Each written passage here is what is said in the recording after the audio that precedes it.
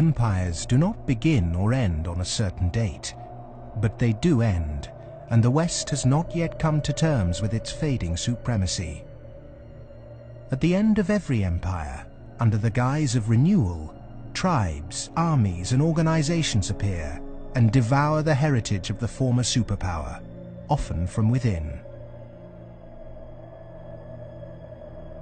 In his essay, The Fate of Empires, the soldier, diplomat, and traveller Lieutenant General Sir John Glubb analysed the life cycle of empires. He found remarkable similarities between them all. An empire lasts about 250 years, or 10 generations, from the early pioneers to the final conspicuous consumers who become a burden on the state. 6 ages defined the lifespan of an empire. The age of pioneers, the age of conquests, the age of commerce, the age of affluence, the age of intellect, ending with bread and circuses in the age of decadence.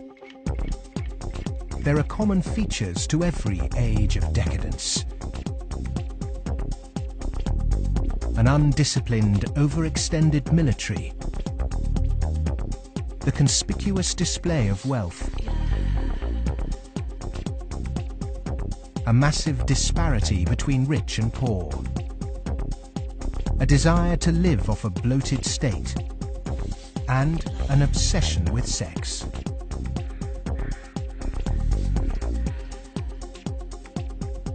But perhaps the most notorious trait of all is the debasement of the currency.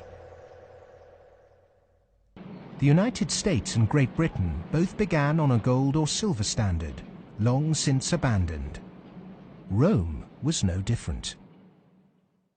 So it started on a principle that was very sound, and it was on a silver standard.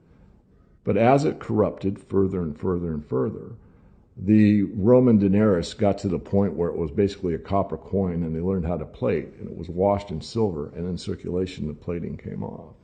And at the end, all the senators that really did at one time represent the people only were interested in representing how much wealth they could steal at the top.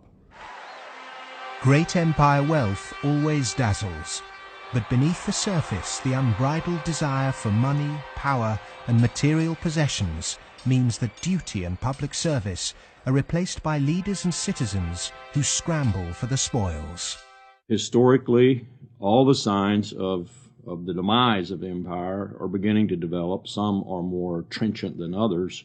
This current financial and economic crisis, that sort of thing always accompanies the demise of empire. The people of Rome were constantly being distracted by the gladiatorial events, and the politicians knew that they did this. Whenever there was unrest among the people, they had a huge event going on, and they created a new event with lots and lots of gladiators, and every day we're doing that. That is a common trait of declining empires. And so today in the United States, for example, you find a tremendous emphasis on all kinds of television programs that distract people from what's really going on. Sports is a big part of that, as it was in gladiator times. In essence, we've been lulled into a lethargy, and we've accepted it. Just as our sports stars today earn vast sums, so did Roman charioteers. In the 2nd century, one by the name of Gaius Apuleius Diocles amassed a fortune of 35 million sesterces in prize money, equivalent to several $1 billion today. Strangely perhaps, there's another profession that is disproportionately hallowed as an empire declines. The Romans, the Ottomans, and the Spanish all made celebrities of their chefs.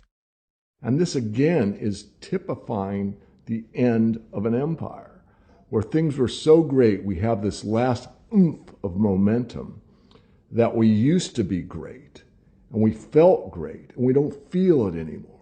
So everyone is out searching for it.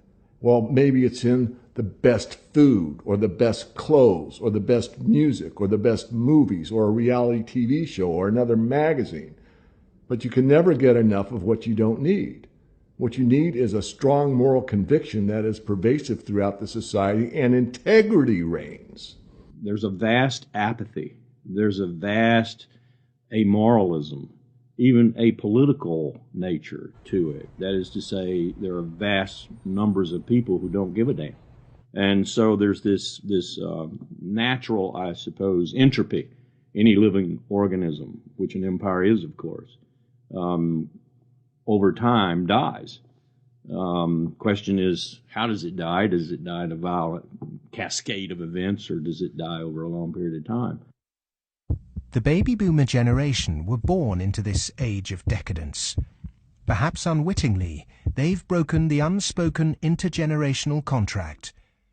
Through unfettered consumerism, spiraling house prices, and a desire for eternal youth, the baby boomers have squandered future generations' inheritance. My generation, the generation right after my generation, I think we forgot that little phrase in the preamble to our Constitution, which says, "and our posterity." All of a sudden it became us, period. The baby boom generation, which I'm a part of, has gone and done the biggest misallocation of capital in the history of mankind. We have had cheap oil, or cheap energy is a better way to phrase it. We've had an abundance of ideas, and we have chosen a system and perpetuated it that is probably one of the worst ways to use the blessings that were bestowed upon us. And we are going to pay a price for that. Human beings